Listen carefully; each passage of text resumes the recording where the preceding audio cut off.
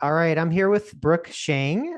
Brooke Shang is a real estate investor as well as a mentor with Trust Your Talent Academy, which was founded by a group of investors and business owners who believe that anyone can create and enjoy financial freedom and success. Do I have that right, Brooke?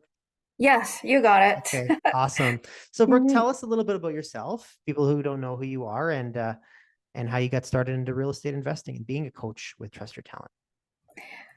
My journey started seven years ago. Wow, seems like forever. So at the end of 2016, I started getting myself educated. So I don't know if I could call myself an investor before that, because we did have a rental property. That was our home, basically, our previous home. So we kind of just fell into it. So we were good. We pay our taxes, contribute to RSP, and saved really hard. However, we only saw growth and wealth through real estate. So we didn't own a lot, just from the previous property, the rental income, and the property now we're living in right now. So that's Okay. here. Great. Yeah. Yeah. And you're building a house too. Congratulations on that, I believe, or so, correct? Okay. Yeah. And it's actually quite a journey because we're in this 1,200 square foot home for almost 10 years now. Oh my God, 10 years. So 10 years this year. Wow. And since we moved to the neighborhood, we kept thinking, okay, we're going to upgrade to a bigger home. And financially, that's one thing. I think mentally, even when we got this house, having the mortgage on this house actually scared us because at the time we considered this is a big mortgage. And now we're getting a mortgage like triple the size. And I don't think just financially building it up and saving the money would be sufficient because I think mentally we wouldn't be able to handle it either Yeah, I'd if like to we dive haven't into what gone you through it. said too. You said something about Mhm. saving hard. You guys had jobs, you're responsible, you do what you're supposed to do, right? All those things. Mhm. And you noticed that only way to really build wealth was in real estate. Tell me more about that, because that was really, I'd like to unpack that a little bit. I actually didn't start working until about, 10 years ago too. And I stayed at home with my kids.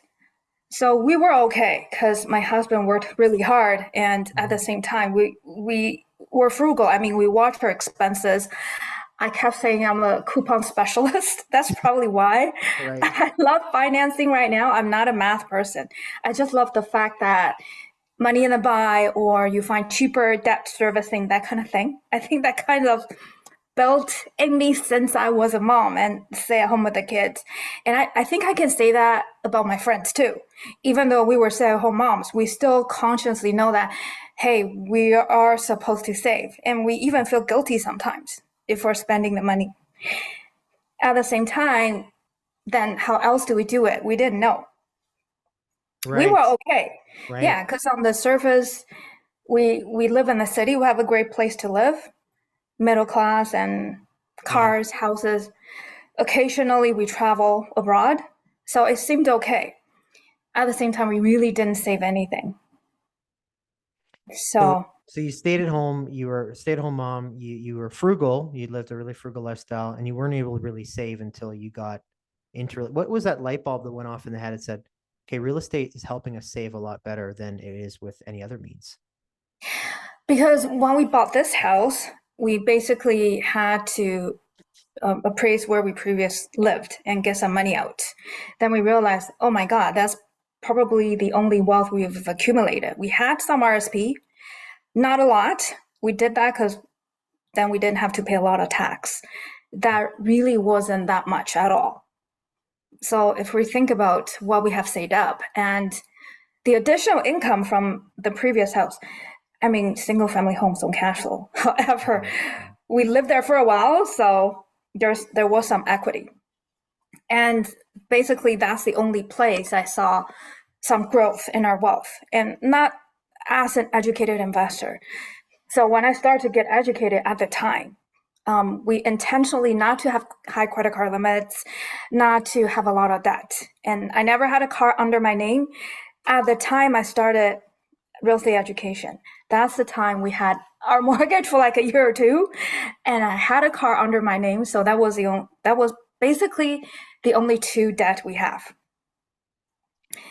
And now we're looking at, okay, if I want to spend more money, I even intentionally limit my credit card limits so we don't overspend. And that's when I started to realize, okay, it doesn't seem right. Actually, I think the light bulb for me was a little late because Okay. during that 10 years I stayed at home, something should have clicked. You know what I mean? Yeah. Yeah.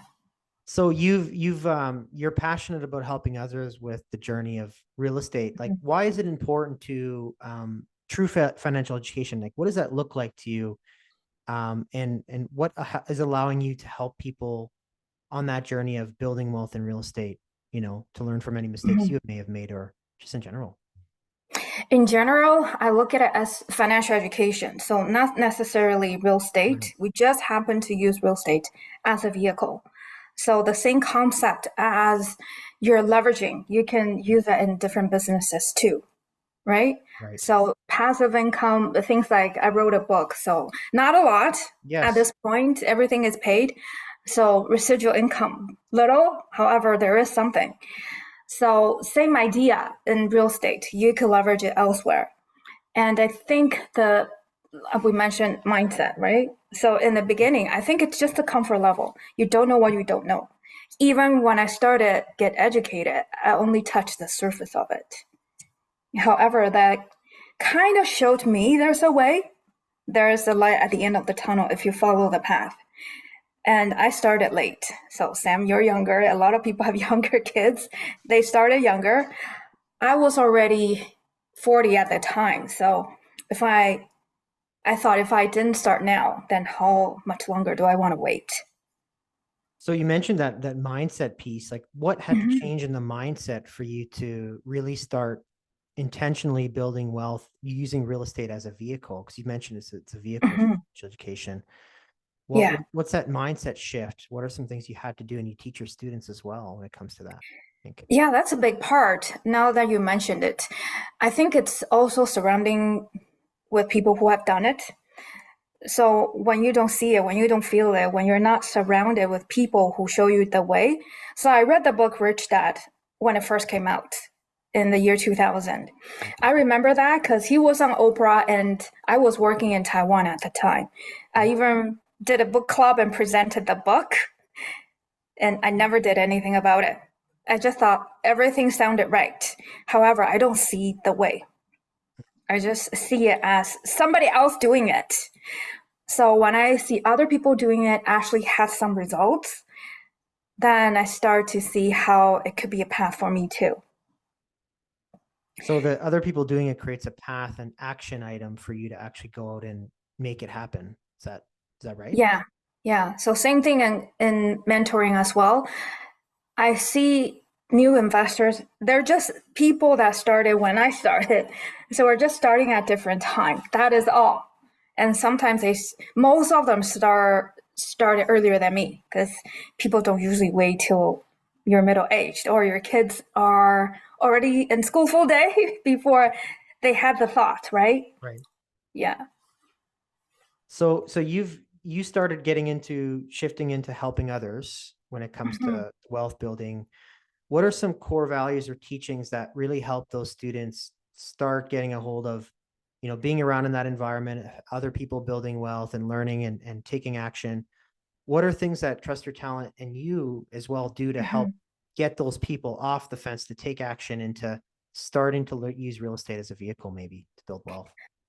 Wow, I can answer it in so many different ways. Yeah, go ahead. Love Yeah. to hear. Just, yeah, even before we started the podcast, you talked about contribution. So every year at Trust Your Talent, we on the team we evaluate what we're looking for that year. So just based on our core value. So basically, fulfillment, so contribution for sure, Mhm. and then impact, sustainability, and health. For me, health is actually a big part this year because I realize sometimes when you're helping people, you need to have your own health and joy. By the way, it's the last one. Mhm. So every year a shift for me, and then a lot of the times people say, "Hey, I have to reach a certain goal before I have extra energy to help other people. At the same time, I think if that's engraved in you, you will be able to do something. So Sam, like for our kids, right? If we want to make an impact in their lives, no matter we have the resources or not, energy or time, if it's important for us, we'll do it. We will for sure put in the time, the energy, etc. So for a period of time when I started, I thought it was impact. That was actually when I started getting into treasure talent, because once you reach your financial goal, I think there is something more out there. Then you realize it's not just about money. Then you mentioned about contribution. Sometimes I think even as parents, we exhaust ourselves. Then I realized, okay, I have to have joy in order to make a great impact. Yeah. And then I start to focus on joy. Everybody is different. I think I'm really lucky in the sense that I've been really healthy. However, Sam, if something happens to you this year, health-wise, then perhaps that will be your focus. Because then you realize if I don't have that, everything else is not on the table anymore. I love that. So really you analyze for the beginning of the year what your focus is on. That's kind of your lens. And then joy and impact. The impact's been big because you've impacted a lot of people through your events. I know that's been huge. Where has that shown up for you when it comes to your students and just getting people aware of changing the thought patterns about money, breaking that old cycle and belief? Because I'm really passionate about that. How do you get people into a new belief system about money and being surrounded by people who are able to look at money as good and helping people build wealth for themselves and for future? I think they have to really take a step back. So we mentioned really a lot of the time it's not about the money. So we kept getting into what are your goals? Right. And I know it sounds like cliche because everywhere you go, people ask you where your goals are. And even when we speak to the students, we always talk about it's about making an impact one person at a time. Financially, it's very important for people because they don't realize that if you have to still worry about survival, you're not gonna have the extra energy and space for everything else. So if you realize you can control your finances, I think that's why a lot of people start here. Even for myself, I realized, hey, I was frugal. I didn't have any income at all. So that's why I started doing this. I mentioned why is the mindset so important, because if they just chase money, really, they're not gonna sustain the journey, right? We all know that. Absolutely. Yeah. So financial freedom is definitely, and you talked about your book. Can you share your book a little bit and some principles about the book that you think are really important too? Because I'd love to touch on that too. Sure. And funny enough, when everybody approach me about real estate, it's usually about lease option or rent to own because they know that's what I focused on.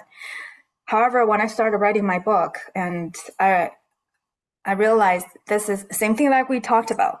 You're not going to get there until you have your foundation set up.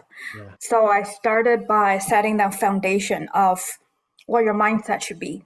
And I wrote this book 3 years ago. So even now, I think I can add a little bit more just by looking at everybody else's journey and my own as well. Yeah. So actually, when I have the title of my book, that was 2019. Actually, I didn't reach financial freedom at the time. So when my coach for writing the books, they just put down a title. The title resonates with me. It's a cliche. At the same time, Share the title, by the way. Can you share it? Because I'm going to have the link, but just show it. I'd love to see it. Yeah, so you can Financial Freedom, The Royal Way. Royal Way, that's it. Beautiful book. The Royal Way. So you can just Google it on Amazon. And my coach actually said, then describe your lifestyle. Actually, I think I've always had a pretty good life. I actually traveled a lot. My family's in Taiwan, so I used to go back even 2-3 months at a time. For family reasons, because of my dad's health and because my mom and my sister are still there. So when I described my lifestyle, they were like, this is the royal way and this is the lifestyle people want. So when you just mentioned financial freedom, what do people usually tell you? I want to travel. I want to see my family. Right. Yeah. So it unpacks the the mindset behind it. What were those some things you would add in the book then that would be mindset related to that person who creates financial freedom and has impact for others? Like, what were some things you'd add in the mindset piece?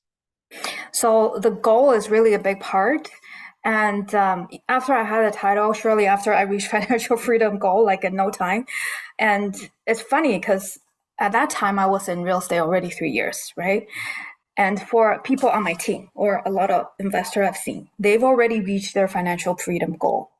Okay. For me, one thing is our expenses are a little high for my family. Like I mentioned, we travel and we're in Toronto, and my husband is working. So I think at first I didn't feel urgent enough to do that. I think it probably after putting the book title down, I'm like, okay, I've done enough. I have to get the mindset as well. And at the time, I put down 3 goals. And when I was writing chapter 1, chapter 2, then I said, if you're reading this part, at least one goal is done. That's finishing this book in 1 year. And then my other goal is our home. So we found the house in 2021, actually. Congratulations. That's exciting. And you're building that. So you're moving into that forever home. You're getting it built right now. Getting it built right now. Yeah. It's almost done. So funny enough, I think with the experience as an investor. So yes, my focus when I started was lease options. So rent to own. However, as a result of being in the community, I basically have done all the strategies. And then you have to not be emotional about renovating, about everything else. Yep. And I find myself struggling a little bit because it's like I'm used to the same thing. Like when I was looking for coupons, when I was a frugal mom, and now I'm like, okay, this is it. We're gonna splurge here and there, and we're gonna do a high-end build. Then I'm like, okay, I have to change the mindset a little bit, let myself enjoy the end result. So we're going to be in the house soon, within a month, basically. That's exciting. What excites you most about that next step in the journey and how you've been able to create that for your family and support them with real estate? I think, so Sam, at first I thought, okay, it's the legacy. We're going to leave money for the kids so they don't have to worry. And that's been the mindset of generations and generations. Right. And then I realized probably not. Because I think we've provided them enough. And when I look back, I immigrated from Taiwan and I traveled a lot as a kid too. Really, there's no survival issue in Canada. When I lived in downtown, I've seen people with no money on the street. However, most people are not like that. There's government housing. There's a lot of government support. At least nobody's starving. However, everybody's mindset is still in the survival mode. And I thought, okay, I don't want my kids to, it's hard. We say, okay, we want to give them the money, the legacy. However, they have to learn to maintain it. They have to continue the legacy. However, if they don't experience it, I mean, you've gone through jobs, 9 to 5s, and understanding passive income, understanding trading your time for money. If they don't go through that, I don't think they can build a muscle though to be financially free. So going through the working aspect to build that muscle. Yeah. Okay. Yeah. You're going to say something too? I'd like to hear what you had to say. That was really good. I think in North America, everybody think, I don't know if your family is the same, because in Asian family, it's without saying that parents will help their kids. And when the parents are older, the kids will support the parents if the parents don't have money. Right.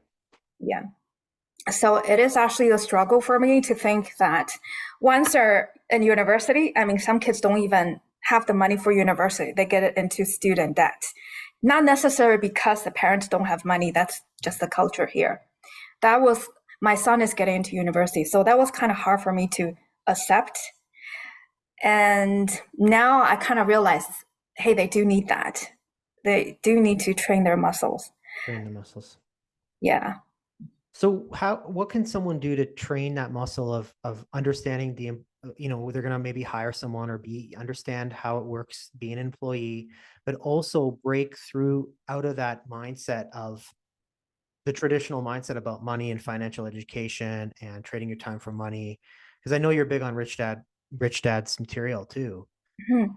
Are there teachings part of that? How do you incorporate, and what are some of those things that you do to shift those ways of thinking? So then that way the future generations are thinking differently about money and not just thinking from the employee mindset perspective. Not that there's anything wrong with being employee, but you see what I mean? Mhm. That makes sense. Yeah, I see what you mean. At the same time, I mean, being part of Trust Your Talent, we're also trading our time. At Right. the same time, this is something we want to do. Right.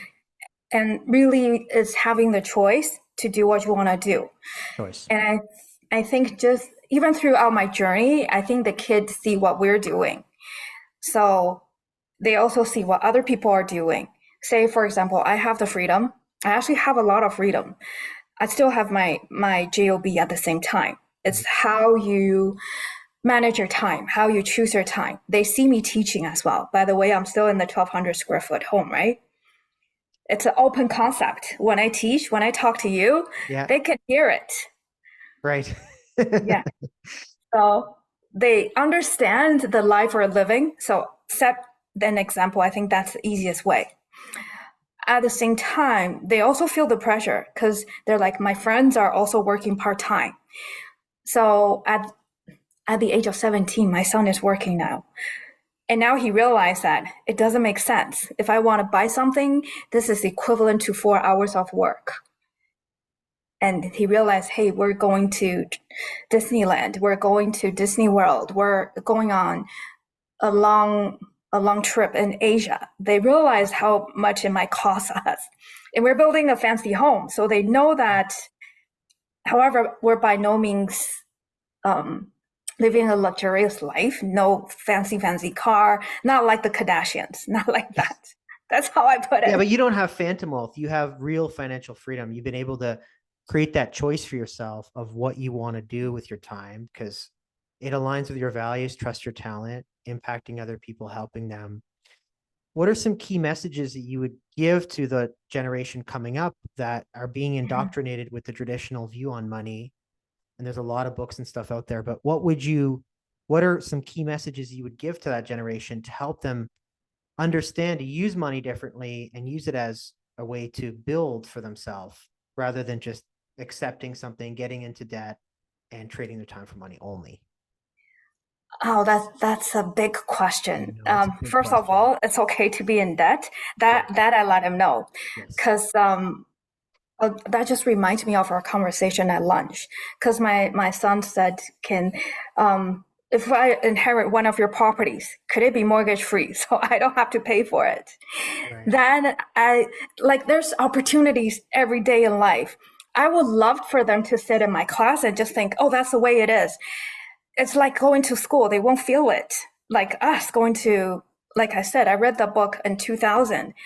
I didn't feel it because at the time I actually got a good corporate job and I just started working and I didn't feel it. So I think we have to use every opportunity in life for them to realize or give them some clarity. So, for example, I mentioned mortgage. He said, why don't you give me a house mortgage free? Why do we have mortgages on all the properties? So I explained what's the inflation rate right now, what's the mortgage rate, why would you not borrow money for an interest rate much lower than inflation? It's things like that. He is 17 now. However, when he's 10, he wouldn't be able to understand that. Awesome. So really like using good debt, like understanding good debt and not so good debt, not living a lifestyle that's not going to support being able to pay down or pay off those expensive with your assets. Mhm. And also understanding that the borrowing rate is still a lot less on a mortgage than inflation, a little bit less, right? Yeah, exactly. That's how I mentioned it to him. I also just very basic private lending example. He knows that we have HELOC, for example. I will tell him with the equity you can take out money at 6%. What if somebody give you 10% for that money? Would you want to make 4%? I mean, simple math. Yep. Yeah, that things like that he could understand. Mm. Good dad, but bad dad.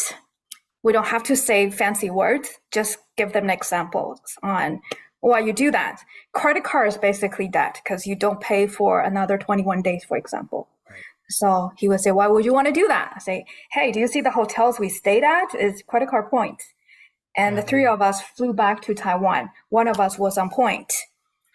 By the way, you So, gotta recommend some good point system because that's an awesome thing for business owners if they're listening. Like even ourselves, like points are huge. I know some people, mm, Spence and Ashley, they do that stuff. They get lots of points, all these amazing flights paid for by the credit card points. That's a real thing, yeah, isn't it? Really yeah, works. yeah, it definitely works. And same thing like real estate. Everybody would say it's so expensive to get in. It's so risky. I tell people about credit card deals, and a lot of people are saying you have to spend a lot to get the points, and you have to pay annual fee. So as soon as you're approved, you get 25,000 points. That's one free trip in North America. Why wouldn't you pay the $99 annual fee? That's It's incredible. things like that. And same thing for real estate. The numbers look big. I get that's why a lot of people don't want to get in. At the same time, majority of the money is not yours. It's the banks. You leverage, etc. So that's why we mentioned the mindset is so important, right? Shift. So you're almost showing them the power of what you can do with that money, getting a better return, and even how that translates to their dollar per hour in their job, right? Like, Mhm. you can make this much. Now you're using real estate and you're replacing that other active income that you have to earn the money for, I suppose, right? Yeah, that's on the money aspect of things. I think we have more conversation. Like in my book, we go back Mhm. to Yeah. your goals, what you want in life. So we have more conversation on, okay, actually, my son is in a band, for example. I said, if you really like music, if money is not an issue, would you want to do this? Then go for it. Because that's supposed to be the way it is. I mean, that's a huge mindset shift for myself because I'm Asian. We don't work that way. We don't normally function that way. Same thing. I said, if you want to get into basketball, do you love it that much? Then figure it out. If you want to get into basketball, he thought about going to the States for basketball, for example. Right.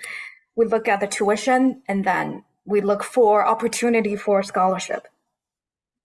And then I asked him, okay, if that's really what you want to do, then you figure out a way. So instead of focusing on just financial education, I mean, the opportunity is there every day in life. Like we mentioned, credit cards, mortgage. At the same time, it's we say, okay, we want to provide a better life for our kids. At the same time, like I wouldn't say everybody. Most of the parents I see are still work because we're now getting into application of university, for example. Mm-hmm. Most of the parents are still worried about, okay, if this school has a good program that's going to help them find a job, is this is still Right. in demand, that kind of thing.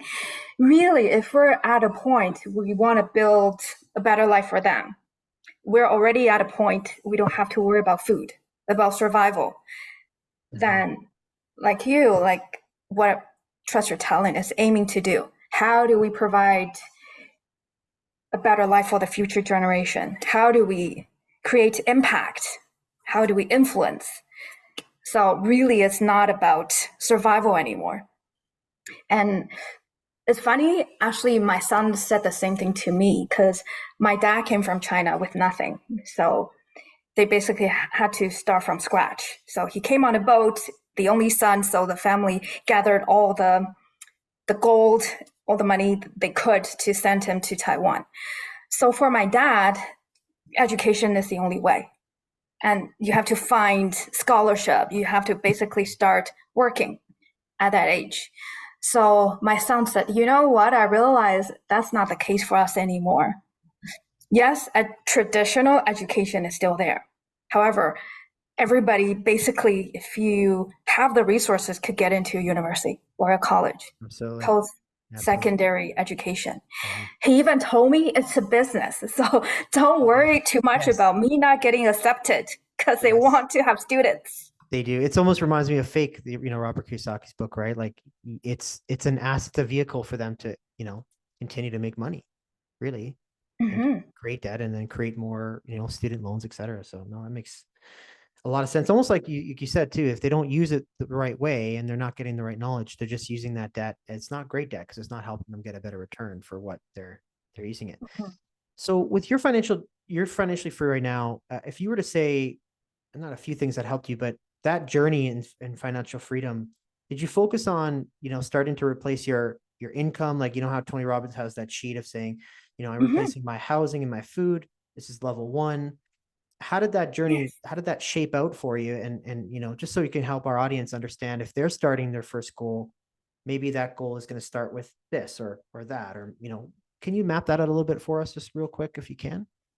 Of course. And everybody's journey is slightly different. I'll Yeah. give you the definition first of what's financial independence, what's Yes. financial freedom. So, financial freedom usually means that your passive income could cover your basic expenses. Mhm. So, some people cut expenses, some people aim to increase passive income. So, that's basically what you do. Same thing as when, as an investor, looking at NOI, how to increase revenue, reduce expenses. Same idea. That's how people aim to reach financial freedom. Financial independence is, for example, if you're working, if you have a 9 to 5, then you have enough income, either from flips, from selling, from all the passive income, the total income would replace your total income, for example, from working nine Okay. to five. And for most people, usually your income covers your expenses, right? So you aim to cover your basic expenses first. So when someone's getting started, do you recommend like they look at portfolio, like maybe a little bit of rent to own, or maybe they look at a short-term rental, or does it depend on the student? What does that look like when it comes to mapping out a portfolio or something that's going to help them Mhm. replace that income so they can, be financially independent as well? Yeah, that's a very good question. You you probably when you ask that question, you think it's very basic. However, a lot of people wanting to get into real estate, they just have a feeling that I want to be free Yeah, that's what and they don't know where to start. right. And I would go back to see what you're good at. Like personally, I didn't start from flip because even when we used to live in a condo, even replacing a light bulb, we will hire somebody. Yeah, We'll same call the maintenance office. way. That's the same way. Yeah. And not knowing much, we always get overcharged for the small renovation we did. So that scared me in the beginning. And then I realized, okay, if my goal, again, it's your goal and who you are. Mhm. So that wasn't what I was good at. At the same time, I'm looking at cash flow. So by the way, my income at the time, it wouldn't cover, even now, my working income wouldn't cover our family expenses Right. because my husband is also working. And I thought, okay, it doesn't cover it. However, if I can just replace it, at least I see there's progress in real estate. At least I see real estate works. Right. So I focus on just my replacing my income first. I know he's not going to quit. So let's focus on something I want to achieve first. So to replace that income, I looked at lease option Lease option. because yes, I'm not handy. Yes, I'm looking for very good cash flow to replace my working income. So that's where I started. That's excellent. Now, without obviously getting into the weeds of all the details, can you just give me a brief idea of, basic idea of a lease option, Mhm. how it could help someone in being a real estate investor, as well as it helping them create some income passively, at least from real estate investing. So lease option is a very creative strategy. And basically we call tenant buyer, they come in Mhm. and if you purchase stock, I don't actively invest in stock. However, I heard it from other investors. Now I realize money is just money, just tools and different vehicles. Lease option is the same thing. We call it option because they come in with what we call initial option to give them the right to buy the house they're living in right now. They're living in and renting right now. That's why Right. it's called lease option because they're still leasing with the option to purchase. So the money they put in initially and every month, that gives them the rights to purchase that property. Okay. Same thing as stock option. You sometimes have a stock option price at what price you purchase it at, or you put in $20 example, then you control so many stocks for a period of time. and then you can purchase it at a certain price on the maturity date. Same thing with lease option. So what's good about it is if you do what is it called, cover calls, for example, you Yep. get the cash flow every month. And same thing with lease option. With lease option, whatever they put in as initial option or monthly option, once they're ready to purchase and decide to purchase, remember it's option, it's not obligation, Right. then they can convert what they saved up, convert to their down payment when they're ready to purchase. So the good thing is when they come in, there's initial, like I mentioned, initial option consideration. So that reduces your initial investment as an investor to go in the property. So the investor buys for a tenant buyer. The tenant buyer in 3 years agrees to purchase it at a different agreed to upon amount. Mm-hmm. Whether they look at the market, they do analysis, etc. And then the investor collects some sort of residual between the difference. Like they have the tenant buyer paying more than what the rent is or the mortgage is. Is that what I'm understanding right? So then they get the cash flow from that difference because for the 3 years, they have their money tied in for 3 years. There's a security because of the tenant buyer's profile. And they also get a bit of a cash flow because of the difference that the tenant buyer is paying towards that renting to own it. Am I understanding that correctly? Yeah, in essence, yes. And at the same time, we're gonna credit it back to the tenant as their when they're ready to purchase to convert to down payment. Okay. So at least they have that security. For investors, every time we as investors have some residual income, we will reinvest and create more money.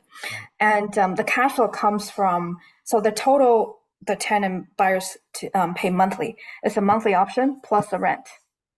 So if you purchase single family home, I'm sorry, even a duplex or a 2 unit in I can Ontario, give you an it won't example cash like of a duplex here, like, flow. well, okay. So yeah, go on, continue. I'm just thinking in my head about the duplex, but go on. Yeah, it might cash flow. However, I mean, today in Ontario with the interest rate, it won't even cash flow. For lease option, if it's a single family home, you rent to a single family, Okay. it won't cash flow. Right. It won't. Yeah, Yeah, agreed. yeah. So the option portion will help you with the cash flow every month. So the option portion is like the allowing to boost it into a cash flow where the numbers normally wouldn't work. Because when Mhm. we sit down with clients, a lot of them, they're looking to replace their active income. And yet, if we do look at a duplex, it might be neutral, it might be there, but then it looks like rent to own could be a great option for them, Mhm. allowing them if they now how does someone get started in rent to own? They have to be approved to buy that property. They have to be pretty much as if they're purchasing that property. How does someone get started? For myself, everybody is different. If you don't have the qualification, so when I started, that's why I got into a lot of joint ventures. So initially, when I started rental, there is none of the rental that my husband and I qualified for because we were buying our home here. Mhm. So usually I'm the middle person, like a consultant. I find the tenant buyer or somebody like you or mortgage broker or other wholesalers. They refer the deals to me. In the Mhm. very beginning, I put up a Kijiji ad and then talked to 100 people in the beginning. And then I started to have referrals and I usually find an investor and then I find the tenant buyer. So I'm more like the managing partner, managing the whole deal, putting it together. And how you structure it could be really creative. That's also how I started to see how lease option could work and joint venture could work, how working with other people can help you scale. So ultimately, this can be a great option for someone to get a good cash flow to create financial freedom. Even a few rent to own deals can definitely add up, right? If Yeah, someone has questions, we'll make sure that you can book a call, and Brooke can even help you walk you through the rent to own opportunity. yeah, Now, for the sure. person who's putting that rent to own together, are they kind of Mhm. a percentage model? How does that work when it comes to them making sure that it's a win for them too? Because you're managing the tenant buyer as well as the Mhm. investor. How does that work real Mhm. quick? Usually the investor comes into lease option. They know same thing as me. We want to focus on cash flow. So I will work with them to see what cash flow makes sense for them. Okay. And then usually that's Typically, for example, a lot of people focus on 50-50 joint venture, means half-half. Mhm. We could do that. At the same time, if there's enough cash flow, perhaps I can get 55, somebody could get 45. Or if there's not enough cash flow, I can get 40%, the other person could get 60% of the cash flow. So there's so many different ways. It depends on what we both are looking for. Right. So yeah, it's all about the goals, like you said, the why behind the goals as well. So that's amazing, Brooke. So in the last couple minutes, I was just wondering as well, you talked about a methodology about scaling your retirement from 40 years to 4 years, I believe it was. Yes. Can you give me a couple key points behind that amazing presentation? Just dive in a little bit about that, because I think that's really interesting for any of our listeners. Sure, because I mentioned I started because we had RSP. It's not going anywhere at all. And I usually do, I have an example. If you, Yeah, absolutely. Yeah, please share. Yeah. yeah, I'm giving you example. For example, if you focus on one flip deal, or you mentioned duplexes, if you focus on one flip deal, and depending on which stage you're in life, a lot of people when they were younger, they don't have capital. So we were lucky because we accumulated equity from our home. Mhm. So if you're younger, it doesn't matter what you do. You can do flips. You can say, for example, you do one flip, even if I've wholesale deal in the past too. So I'll just give you one example because with the time frame we have, that's a Yeah. pretty easy way to understand. Okay. Yeah, that'd be great. If you wholesale a deal, you Okay. do wholesale deal for $15,000 and your income is 45,000. Okay. And even if you're working, if you do one deal a season, 15,000, and then that's 60,000, that replaces a lot of people's income already. So just see how quickly you can scale up. Like sometimes when I present different deals, I show how quick is the return on investment. So basically, when you go to a financial planner at the banks, they will tell you, okay, 4%, 6%. Yeah. You can easily calculate how long that will take you to Yeah. Yeah. 40 years.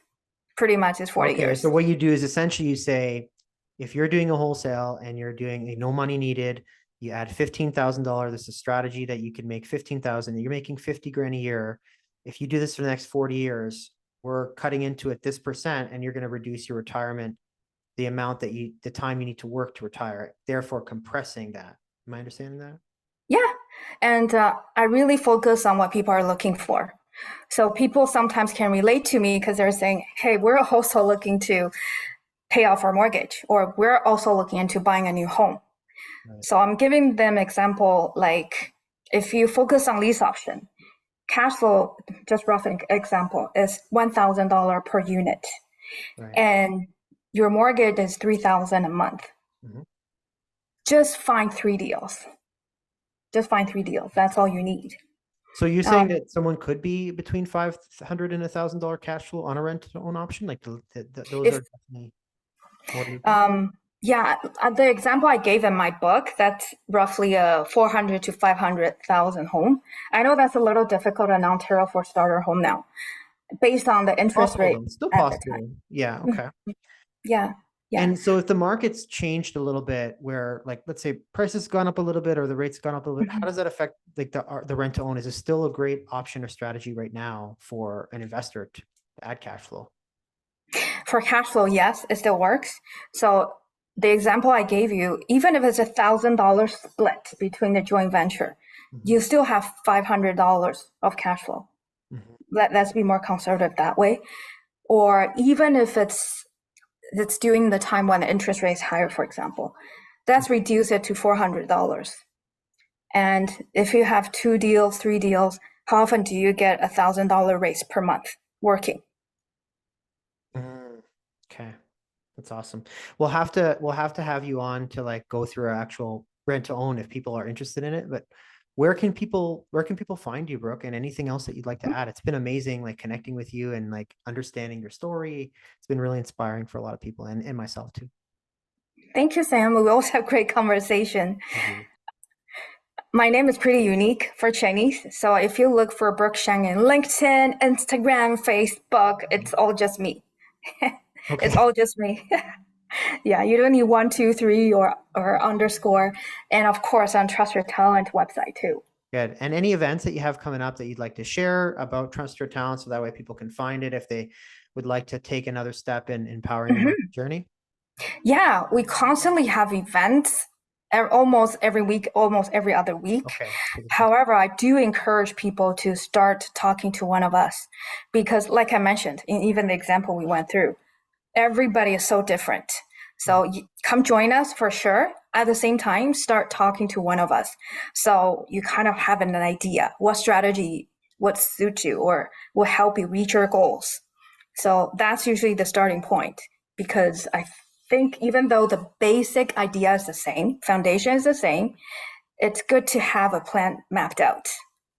That's awesome. Well, Brooke, this has been, I've learned a ton. So thanks so much for being on. No We'll make problem. sure that we have your site on there for people to reach out to you. And again, Brooke, thanks again. We really appreciate your time. Thank you, Sam. It Have an was awesome great. day. You too. You as well. Sam, by the way, one more thing.